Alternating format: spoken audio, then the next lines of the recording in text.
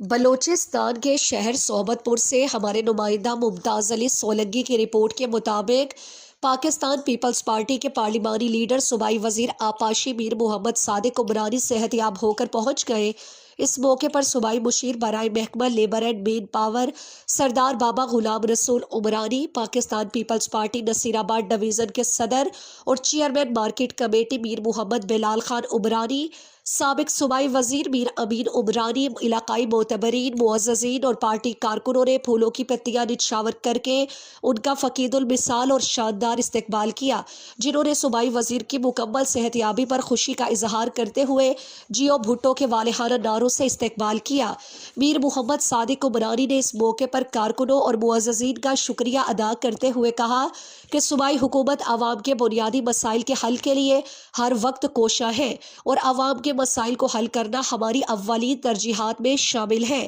وزیر اعلیٰ بلوچستان میر سرفراز بگٹی کی قیادت میں بلوچستان ترقی اور خوشحالی کی راہ پر گامزن ہے، عوامی مسائل حل کر کے ہی دم لیں گے۔ ڈیرہ مراد جمالی میں ترقیاتی کاموں کا جال بچھایا جا رہا ہے۔ پاکستان پیپلز پارٹی ہمیشہ عوامی خدمت اور صوبے کی تعمیر و ترقی کے لیے جدوجہد کرتی رہے گی، جبکہ نصیر آباد ڈویژن سمیت بلوچستان کے عوام کی فلاح و بہبود ان کی اولین ترجیح ہے۔ اس موقع پر پارٹی قیادت اور کارکنوں نے صوبائی وزیر کے لیے